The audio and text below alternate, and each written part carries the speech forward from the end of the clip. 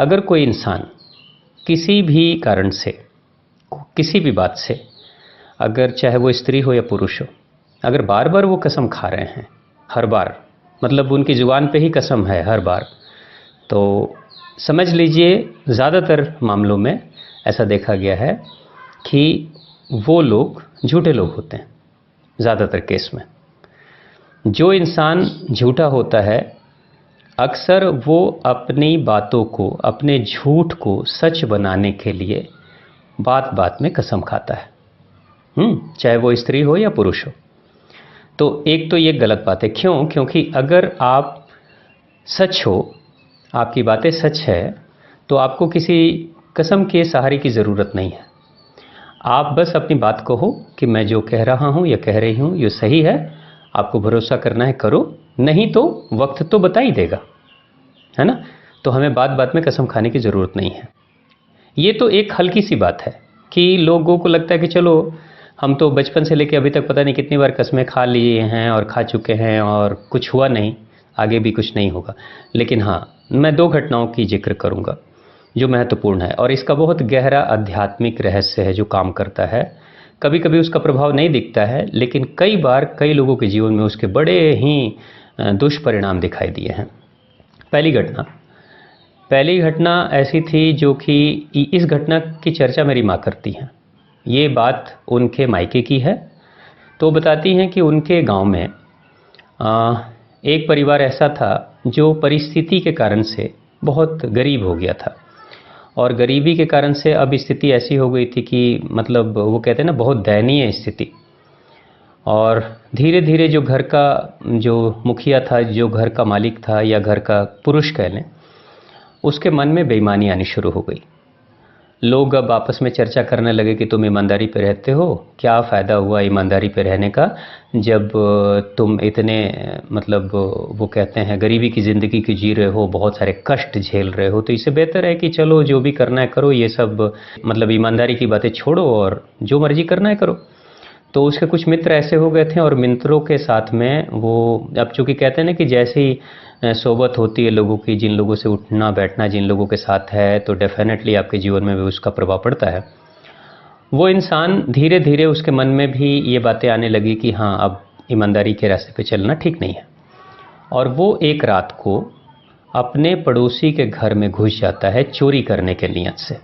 जब अंदर प्रवेश करता है तो अंदर घुस के जाकर वो, चूँकि पहली बार तो चोरी करने गया था वो, उससे पहले कभी उसने चोरी नहीं की, और वो चोरी करने के दौरान ही रात के अंधेरे में ही शायद वो किसी सामान से टकरा जाता है, कुछ बर्तन वर्तन गिरने लगते हैं और घर में बड़ा हल्ला मच जाता है, शोर होता है। तो उसी समय घर के लोग जग जाते हैं। घर के लोग जगते हैं तो ये बहुत तेज़ी से वो भागता है, बहुत तेज़ी से वो पीछे के दरवाजे से बाहर भागने की कोशिश करता है। और उस दौरान, चूँकि उस दिन वो कुछ चोरी कर नहीं पाया था, लेकिन वो जब भाग रहा होता है तो बाहर के गेट के सामने उसने देखा कि एक साबुन रखा हुआ है, साबुन जिससे हम कपड़ा साफ करते हैं, या नहाने वाला साबुन कुछ रहा होगा। तो उस समय के लिए, मतलब ये बात, ये घटना आज से करीब 50 साल पहले की बात होगी। तो उस समय के लिए वो एक साबुन की जो टिकिया थी वो भी बहुत महत्वपूर्ण थी, तो उसे उठा लेता है, उठाकर और लेकर भाग जाता है। भाग के चला आता है, लेकिन घर के दूसरे जो सदस्य थे वो तो नहीं देखते हैं, मगर उस घर की एक छोटी बच्ची, एक छोटी सी लड़की थी, वो भी उस रात को जग जाती है। वो भागते हुए इस इंसान को देख लेती है और रात के अंधेरे में ही पहचान लेती है कि ये तो बगल वाले चचा जी हैं, है ना। सुबह में सब लोग जब बैठते हैं तो वो बच्ची कहती है कि ये तो बगल वाले चचा जी थे जो रात में आए थे चोरी करने के लिए।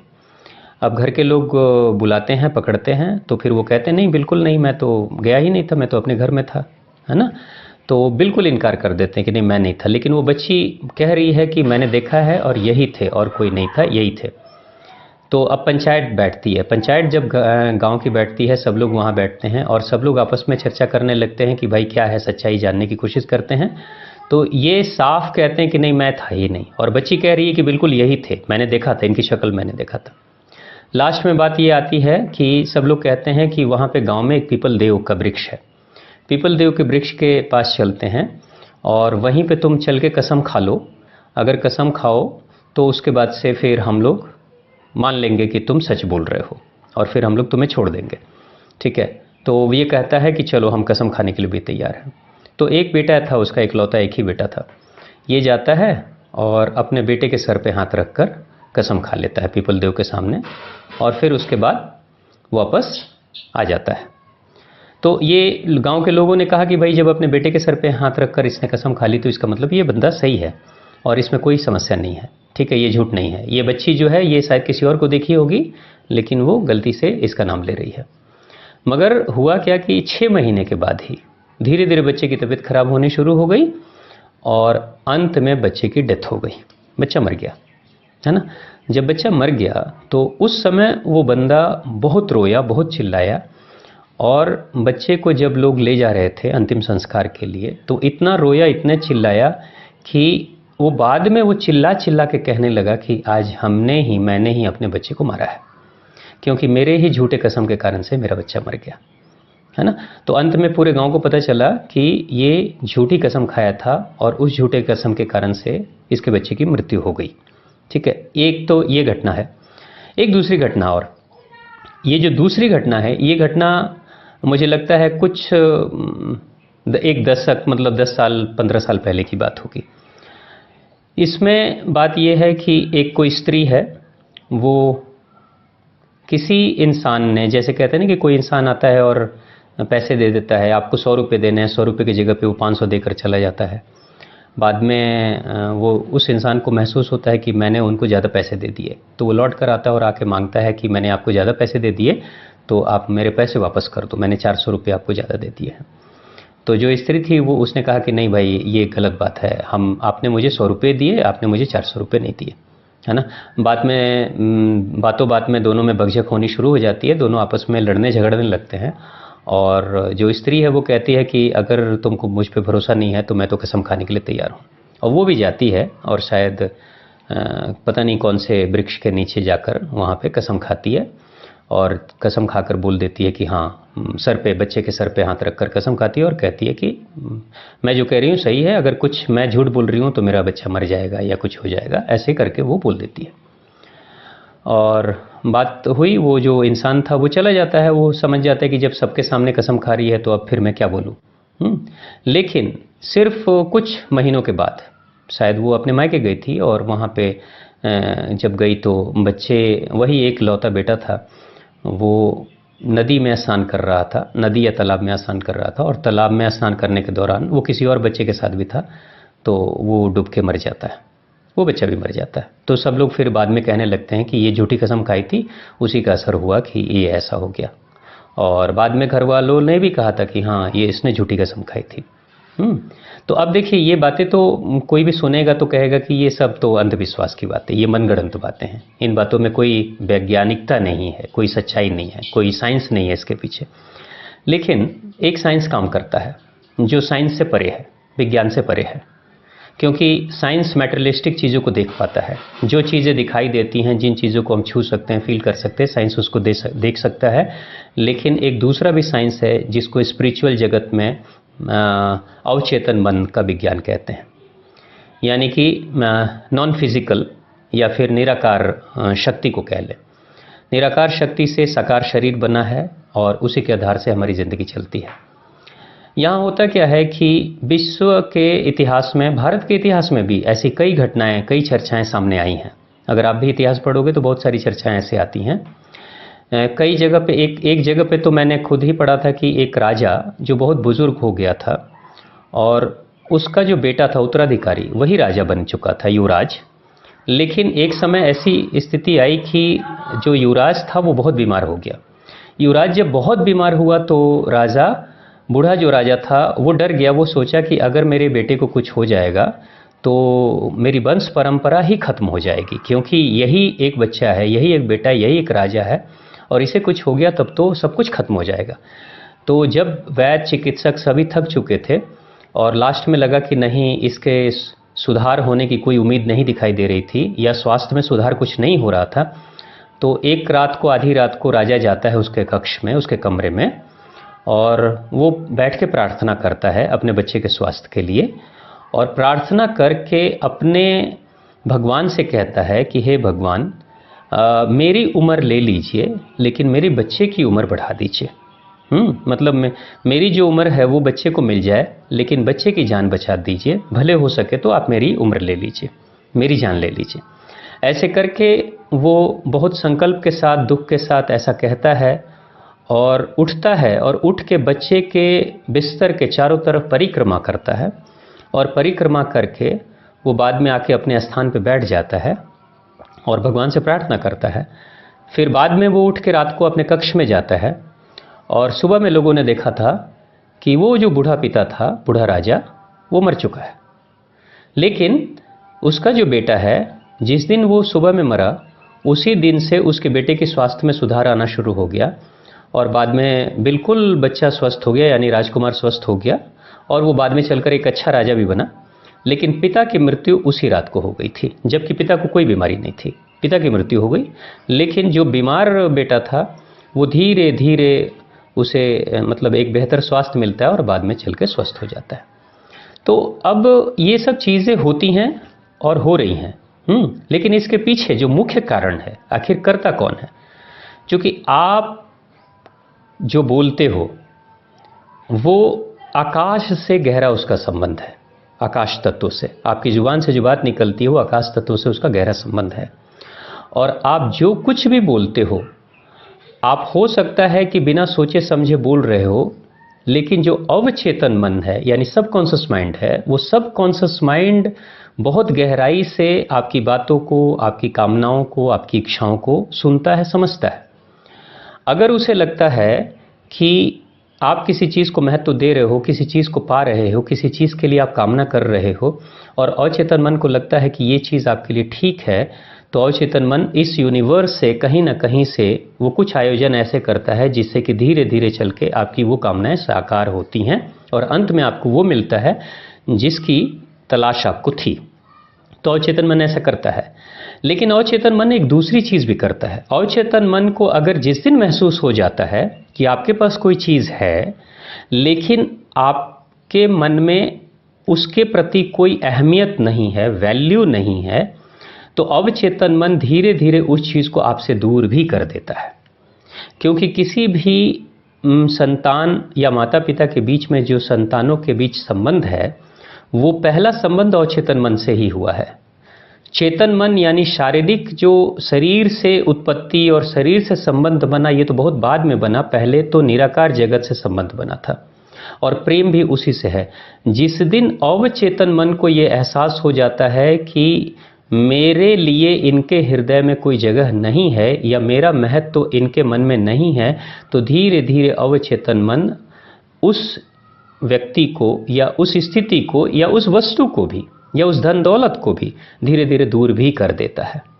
जैसे मैं आपको अपनी एक घटना बताऊं, मेरे पिताजी कहते थे कि मेरे जो दादाजी, वो मेरी दादी माँ से उनका बड़ा स्नेह था, बड़ा प्रेम था, और बुढ़ापे तक बड़े अच्छे दोनों के संबंध रहे। मेरी दादी माँ पहले ही मतलब थोड़ी सी, वो कहते हैं, हल्की फुल्की तबीयत खराब हुई और कुछ समस्या उनको हुई, और उसके बाद से वो शरीर छोड़ दी, यानी गुजर गई। तो मेरे दादाजी बड़े सदमे में आ गए। अब दादाजी बहुत सदमे में आए तो सब लोग कहते हैं कि अंतिम संस्कार के समय सब लोग लेकर गए उनको शमशान घाट पे, और दादाजी भी बड़े मायूस होकर गए। दादाजी जबकि यंग थे, कोई खास इतने बूढ़े भी नहीं थे, मेरी दादी माँ भी जो बहुत बूढ़ी नहीं थी। लेकिन शमशान घाट में जब अंत्येष्टि हो रही थी, यानी कि जब अग्नि को समर्पित कर दिया गया दादी माँ के शरीर को, तो गांव के लोगों ने सबने कहा कि भाई सब सारी चिता जल गई, उसके बाद भी दादाजी बैठे रहे। सब लोग कहने लगे कि अब चलिए, अब चलने की बारी आ गई है। तो दादाजी बैठे रहे, बहुत मायूस थे, रो भी रहे थे। और जब लोगों ने कहा, सब ने कहा, तो उठते समय वो कहते हैं, ठीक है आप चली गई हैं तो अच्छा है, जो आपकी मर्जी थी आपने किया और आप चली गई, मैं भी आता हूँ 1 महीने में। ऐसा उन्होंने कहा कि मैं भी आता हूँ 1 महीने में, है ना, अब मुझसे भी, मैं भी नहीं रह पाऊँगा यहाँ पे, ऐसा दादाजी ने कहा। तो उसके बाद कहते हैं, मेरे पिताजी कहते हैं कि दादाजी ठीक 1 महीने, ठीक 30 से 31 दिन के बाद मेरे दादाजी की मृत्यु हो गई, सिर्फ 30 दिनों के बाद। जबकि दादाजी एक डॉक्टर थे और दादाजी स्वास्थ्य से भी बहुत अच्छे थे, उनकी कोई शारीरिक प्रॉब्लम नहीं थी, लेकिन सिर्फ 30 दिनों के बाद उनकी मृत्यु हो गई। तो ये सब क्या है कि आप इस दुनिया से आप तब तक जुड़े हो जब तक कि आपका मन जुड़ा हुआ है इस दुनिया के साथ में। आप किसी चीज़ से तब तक जुड़े हो जब तक कि आपका मन जुड़ा है, और वो मन कौन सा है? वही चेतन और अवचेतन मन है। अवचेतन मन जब उसको लग जाता है कि अब इस दुनिया से मेरा कोई लेना देना नहीं, इस दुनिया से मेरा कोई संबंध नहीं, यानी मन के स्तर पे संबंध टूटते हैं। पहले मन के स्तर पे संबंध टूटते हैं, बाद में संबंध सांसारिक स्तर पे टूट जाते हैं, जिसको दुनिया देखती है कि हाँ अब इनका संधि विच्छेद हो चुका है, अब ये इस दुनिया से छोड़कर चले गए। बहुत पहले इंसान मन से इस संसार को छोड़ने लगता है, और धीरे धीरे छोड़ते छोड़ते बाद में चलकर वो सच में शरीर से भी संसार को छोड़ देता है, जिसको दुनिया देख पाती है। लेकिन जब अवचेतन मन इस संसार को छोड़ने की तैयारी कर रहा होता है, उस समय दुनिया नहीं देख पाती है, लेकिन जब वो छोड़ देता है तो दुनिया देख लेती है। कसम के केस में भी जो झूठे कसम लोग खा लेते हैं, उनके मामले में भी ज़्यादातर मुझे लगता है यही होता है कि आप बहुत प्रेम से, आपके अवचेतन मन, आपकी आत्मा ने बुलाया था आपके बेटे को, आपकी संतान को, और वो आया, आपकी संतान चली आई, प्रेम के कारण से चली आई। वो कहते हैं ना कि प्रेम के भूखे भगवान होते हैं, तो प्रेम से एक भक्त बुलाता है तो भगवान भी खींचे चले आते हैं। तो जब परमात्मा खींचे आ सकते हैं तो कोई आत्मा भी खींचे आ सकती है आपके प्रेम के वश में वशीभूत होकर, तो आत्मा वो चली आती है। लेकिन जब उस अवचेतन मन को, गहरी उस अंतरूनी आत्मा को जब ये एहसास होता है कि मेरी माता के दृष्टि में, मेरे पिता के दृष्टि में अपने अहंकार से भी सस्ती कीमत मेरी है, यानी अपने अहंकार को, अपने झूठे अहंकार को बचाने के लिए ये मेरे लिए भी झूठी कसम खा सकते हैं, मेरे सर पे हाथ रखकर भी बोल सकते हैं कि मेरा बेटा भी चला जाए, मेरी बेटी भी चली जाए, मुझे कोई फर्क नहीं पड़ता। यानी कि सिर्फ बचा किसको रहे? झूठी कसम कौन खाता है? झूठी कसम इंसान सिर्फ अपने अहंकार को बचाने के लिए खाता है, ताकि मेरा अहंकार टूट न जाए। जबकि वो अहंकार तो एक न एक दिन टूटने वाला है, एक न एक दिन वो खत्म होने वाला है। लेकिन सिर्फ अपने ईगो को, अपने अहंकार को बचाने के लिए इंसान बात बात में झूठी कस्में खाते रहता है। तो क्या पता किसी दिन आप रोज रोज किसी को कुछ बोल रहे हो, कोई फर्क नहीं पड़ता है। क्या पता किसी दिन कोई बात लग जाए किसी के हृदय में, किसी दिन अवचेतन मन सुन ले, और जिस दिन अवचेतन मन सुन लेता है उस दिन फिर वो कहता है कि बस अब तो अति हो गई, अब तो चलो, अब जब मेरे लिए इनके हृदय में कोई स्थान नहीं है, मेरी कोई कीमत इनके हृदय में नहीं है, तो छोड़ो चलो। तो धीरे से अवचेतन मन जाना शुरू कर देता है बहुत पहले, लेकिन कुछ दिनों के बाद से फिर तबीयत बच्चे की खराब होगी, कुछ होगा, कुछ दुर्घटनाएं घटेंगी, और अंत में चलकर बाद में पता चलता है कि वो बच्चा भी चला जाता है, या वो स्थिति भी चली जाती है। जैसे कोई किसी पद पे, प्रतिष्ठा पे बैठा हुआ है, कोई लाभ के स्थान पे बैठा हुआ है, और बार बार कहता है मेरी दृष्टि में इनका कोई कीमत नहीं है, मैं तो इन चीज़ों को कोई वैल्यू नहीं करता हूँ। तो एक दिन वो पद प्रतिष्ठा भी चली जाती है, एक दिन वो धन दौलत भी चला जाता है, एक दिन वो रिश्ते नाते भी चले जाते हैं, सब कुछ चले जाते हैं। क्यों? क्योंकि इन सब को एक अदृश्य तार ने जोड़ के रखा था, और वही अदृश्य तार अवचेतन मन का तार होता है, जो सबको आपके साथ लेकर आता है, आपसे मिलवाता है। लेकिन जिस दिन आप उसके साथ उसकी बेकदरी करते हो, जब उसकी वैल्यू नहीं रखते हो, तो बाद में वो सब बारी बारी से छोड़ के चले जाते हैं। इसलिए मैं उन सभी लोगों को यही कहूँगा कि आप अगर इस तरह की कोई बात कर रहे हो बार बार, तो मत करो। और अगर कोई आपको प्रेरित कर रहा है झूठे कसम खाने के लिए, तो आप सीधा कह दो कि आपको भरोसा मुझ पे करना है तो करो, नहीं करना है तो कोई बात नहीं, लेकिन मैं झूठी कसम नहीं खाऊंगा। तो आपके मन में ये प्रश्न उठ सकता है कि अगर कोई सज़ा हो रही हो तो क्या हम सच्ची कसम भी नहीं खा सकते हैं, यानी अपने आप को बचाने के लिए, अपनी सुरक्षा के लिए? तो बिल्कुल खा सकते हैं। अगर आप अंदर से कॉन्फिडेंट हो कि आप झूठे नहीं हो, आप गलत नहीं हो, तो आप खा सकते हो। लेकिन समस्या कहाँ होती है, शुरुआत कैसे होती है? जब कोई इंसान सच्ची कसम खाकर अपनी सुरक्षा कर लेता है, तो बाद में चलकर उसके जीवन में कोई गलत घटना घटती है, और उस समय उसको याद आता है कि पिछली बार मैंने कसम खा के अपनी सुरक्षा कर ली थी, तो बाद में वो गलत काम में भी उन कसम का इस्तेमाल करना शुरू कर देता है, और बाद में वो गलत काम में भी बात बात में कसम खाना शुरू कर देता है।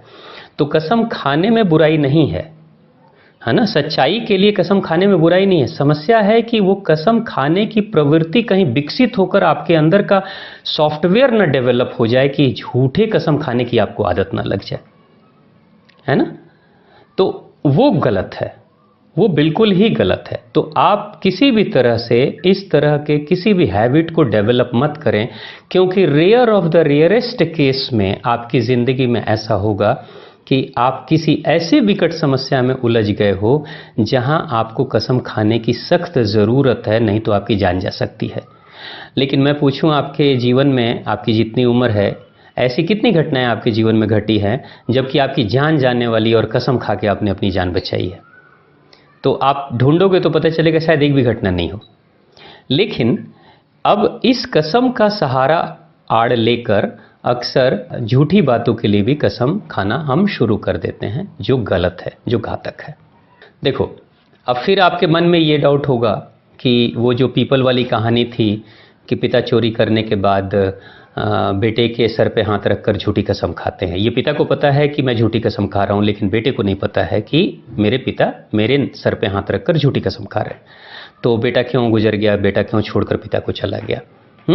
या फिर आपके मन में ये भी बात उठ रही होगी कि पिता ने गलती की, बेटे की क्या गलती थी जो बेटे को सजा मिली, बेटे की जान क्यों गई। अगर जान जानी थी तो पिता की जान जाती, बेटे की जान क्यों गई। तो ये भी मन में उठता होगा। अब यहाँ पे है क्या कि अवचेतन मन का संबंध ऐसा है कि अवचेतन मन चेतन मन से बिल्कुल परे है, कॉन्शियस माइंड से, जो विचार करने की जो शक्ति है ना, इसे तो हमें पता है, इस विचार करने की शक्ति को, चेतन मन को तो पता है कि मैं क्या कर रहा हूँ या मेरी जानकारी में सारी घटनाएं घटती है। लेकिन अवचेतन मन की गतिविधियाँ ऐसी होती हैं जो इस चेतन मन की जानकारी में नहीं होती है ना। जैसे अगर मेरे हाथ पे अगर चींटी काट रही होगी तो मेरे चेतन मन को पता चलेगा कि मेरे हाथ पे चींटी काट रही है, फिर उसकी सुरक्षा के लिए मैं कुछ करूँगा। लेकिन अगर मेरे लीवर में कुछ हो रहा होगा तो मेरे चेतन मन को नहीं पता चलेगा कि मेरे लीवर में कुछ हो रहा है। ये अवचेतन मन को पता रहता है ना। बहुत समय के बाद जब बहुत बुरी स्थिति लीवर की हो जाती है, तब जाकर शरीर पे उसके जब लक्षण दिखने लगते हैं, तब पता चलता है कि लीवर में कोई बीमारी हो गई है, लेकिन हमें पता नहीं चलता। तो अवचेतन मन के स्तर पे, चूंकि अवचेतन मन कंट्रोल करता है लीवर के फंक्शन को, किडनी के फंक्शन को, हार्ट के फंक्शन को, चेतन मन का उसका कोई लेना देना नहीं है। नसों में जो ब्लड प्रवाहित हो रहा है, जो खून बह रहा है, उसका भी कंट्रोल अवचेतन मन के पास में है। हमारी आत्मा से सोल टू सोल कनेक्शन जिसको हम कहते हैं, वो अवचेतन मन का होता है। ठीक है। तो बेटे को नहीं पता है, ऊपर से बेटे को नहीं पता है कि मेरे पिता झूठी कसम खा रहे हैं, लेकिन अवचेतन मन, पिता का अवचेतन मन, बेटे का अवचेतन मन, दोनों का संबंध बहुत पहले से बन चुका है, बेटे के जन्म से भी पहले, और हमेशा कनेक्टेड हैं एक दूसरे से। इसलिए आप देखते होंगे कई बार कि आपके भैया अगर कहीं बाहर हैं, आपके पिताजी अगर कहीं बाहर गए हैं, और अगर वो आपको याद कर रहे हैं या कोई बात आपसे करनी है या आप उनको याद कर रहे हो, तो थोड़ी देर के बाद उनके फ़ोन कॉल आ जाएंगे, या फिर वो बाद में आपसे मिलेंगे तो कहेंगे कि मैं तो कल तुम्हें बहुत याद कर रहा था। या फिर वो अगर किसी तकलीफ़ में होंगे तो आपको उनकी बड़ी याद आएगी। तो ये कौन याद दिलाता है? ये अवचेतन मन का संबंध है, एक तार जुड़ा हुआ है जो किसी भी दूरी से परे, मतलब उसमें कोई दूरी की सीमा नहीं है कि वो 10 किलोमीटर ही कनेक्ट करेगा, वो 50 किलोमीटर कनेक्ट करेगा। वो चाहे तो इस धरती पे किसी भी स्तर पे कनेक्ट कर सकता है, वो चाहे तो इस धरती से भी ऊपर ब्रह्मांड के किसी कोने तक कनेक्ट हो सकता है। सब एक दूसरे से कनेक्टेड होते हैं। ठीक है। तो उसी अवचेतन मन ने, पिता के अवचेतन मन ने उस बेटे को बुलाया था उसके जन्म से पहले, और हमेशा रहेगा।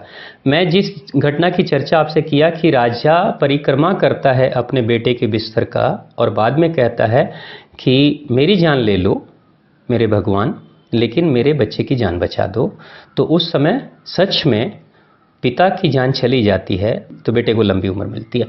सेम यही चीज़ है कि पिता के अवचेतन मन ने बहुत गहराई से कह दिया कि अब नहीं मुझे जीना, मगर मेरी जान मेरी जो जान की शक्ति है वो मेरे बेटे को मिल जाए।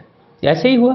ऐसे ही मैंने आपको कहा कि मेरे दादाजी बहुत गहराई से, दिल के कोने से अवचेतन मन के स्तर पर जाकर उन्होंने बोल दिया। उनको भी पता नहीं होगा कि मैं अवचेतन मन के स्तर पर जाकर बोल रहा हूँ, लेकिन बहुत गहराई से, बहुत सदमे में आकर जब उन्होंने कह दिया कि ठीक है आप जा रही हैं, जाओ, मैं भी 30 दिन के बाद आ रहा हूँ, 1 महीने के बाद आ रहा हूँ। और सच में अवचेतन मन ने इम्प्लीमेंट कर दिया कि ठीक है आप 30 दिन के बाद जाओ, और 30 दिन के बाद सच में दादाजी की मृत्यु हो जाती है। तो उसी तरीके से वो बेटा जिसके सर पे हाथ रखकर पिता ने कसम खाई थी, उस बेटे के अवचेतन मन को भी पता चल गया होगा कि ये झूठ बोल रहे हैं, और पिता के अवचेतन मन को भी पता था कि मैं झूठ बोल रहा हूँ। यानी कि पिता को भी पता था कि मैं वो झूठ बोल रहा हूँ, और बेटे के अवचेतन मन को भी पता था कि मेरे पिता झूठ बोल रहे हैं।